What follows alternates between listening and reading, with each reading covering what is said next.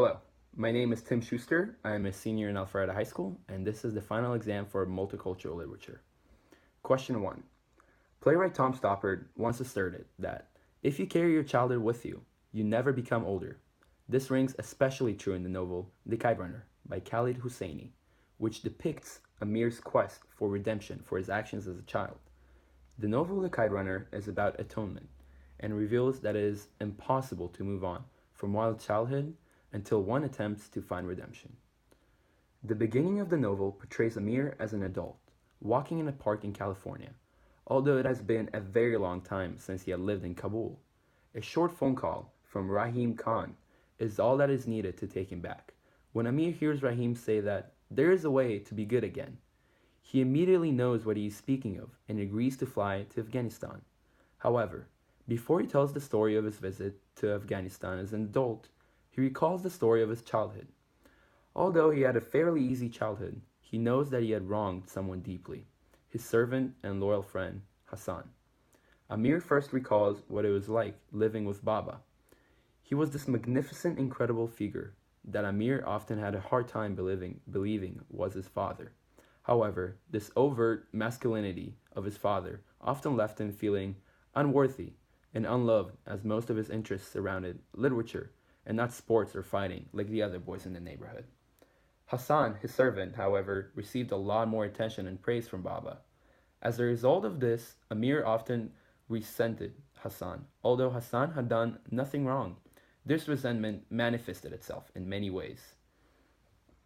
For example, Amir takes advantage of the fact that Hassan is illiterate and teaches him that imbecile means smart or intelligent. Although Amir regrets the way he treated Hassan when they were growing up, the true reason he cannot move on is much harder to admit to himself. One day, when the boys were running kites, Amir loses sight of Hassan.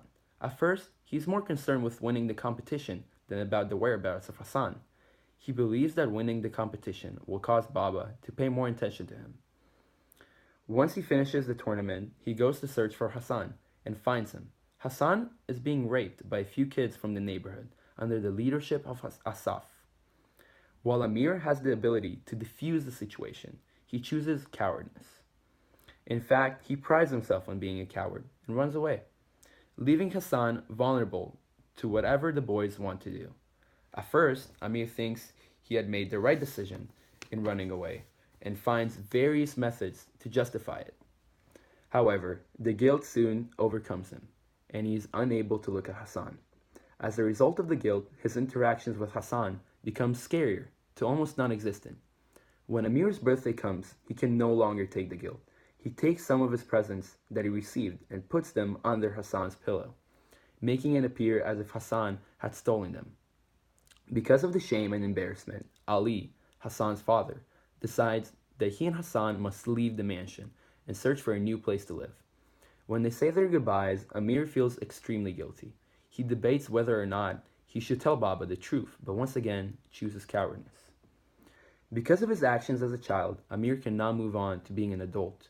He often thinks of how he has wronged Hassan and is looking for a way to live with himself, a way to be good again. When he returns to Afghanistan to visit Rahim Khan, he discovers that Hassan died and believes that his quest will never be fulfilled and that he will forever regret his actions as a kid. However, he discovers that Hassan had a child, Sohrab, and that he is in an orphanage. Amir hears this and decides he must get Sohrab out of the orphanage, but does not think he should take any responsibility after. Once he arrives at the orphanage, he discovers that Sohrab was given away due to lack of funding and inability to keep many children at once. Amir discovers that the person that took Hassan is Asaf, the same man who had raped Hassan when they were children. He decides to go to where Asaf lives and attempt to retrieve the child. When he arrives, he discovers that Asaf had become an important figure in the Taliban and that he was still abusive as he was when they were kids. He learns that Asaf uses Sohrab as an entertainment boy and abuses him. He decides to fight Asaf, and while he does, Sohrab is the one to ultimately save himself by aiming a slingshot to Asaf and hurting him. Because Amir was not the person to defeat Asaf, he feels he has yet to overcome what he had done to Hassan. Only when he finally adopts Arab and brings him to the United States, he feels that he had redeemed himself. In the novel The Kite Runner by Khalid Hosseini, childhood plays an extremely important role. It reveals that although childhood has long passed, it can haunt a person if they don't right their wrongs. Only through revisiting his childhood is Amir able to forgive himself and believe he had reached atonement.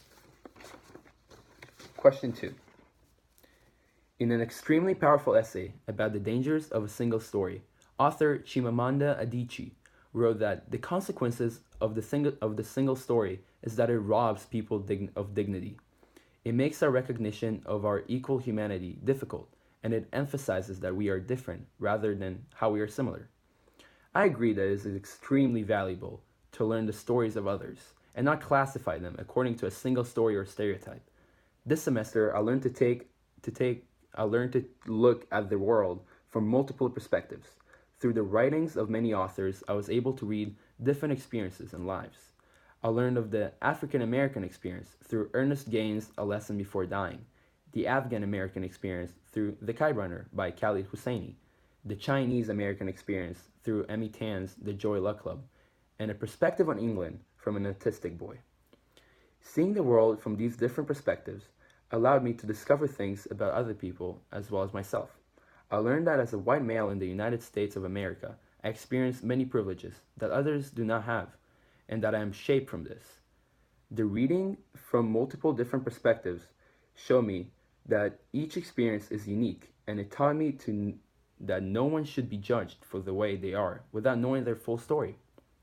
One extremely important idea I learned this semester is that there are multiple ways to look at literature and at the world, all equally important. Before this course, I was only vaguely familiar with the idea of criticism, but in this course, I learned that there are various different types. All of them examine the different aspect of the writing. One of the criticism I was most interested in was Marxist criticism. While I am familiar with some of Karl Marx's ideas, I was surprised to find out that the theory was so far-reaching and dealt with so many topics. I was particularly interested to find out about the idea of the revolution. I found it fascinating that while Marx believed that there will be a revolution of the lower class, it will still be led by the upper class members. While the upper class clearly benefits from the status quo, Marx believed the leaders of the revolution will be upper class members. What I liked about Marx's criticism is that it truly examines what it means to be a part of society. It does not look at an experience in terms of where it is, but rather from what perspective and the place. It aptly distinguishes the difference between the experience of a rich person and that of their servant, instead of making them into one. I think beyond recognizing the differences, Marx's criticism also says something about society. While not exactly against capitalism, the theory does pay a lot of attention to how it affects social standing, and it turns the quality of life that people have. The theory suggests that there is a better way to live. While I do not completely agree with Marx's theory, I can see why some people might think that the idea of classes can harm society more than it benefits it. However, I can also see why some people might disagree with the core principles of Marxist theory. While in society that operates with classes, there is the idea of supply and demand, and that businesses are incentivized to create what people want. Without classes, this would not exist and would possibly not be as progressive as we are now. While I am still unsure of my opinion on the issue, I believe that the class has exposed me to both sides of the argument. I now understand the different ways in which people see every situation. When this class is over, I will attempt to continue exploring diverse literature, movies, and art instead of staying in my little corner of the world.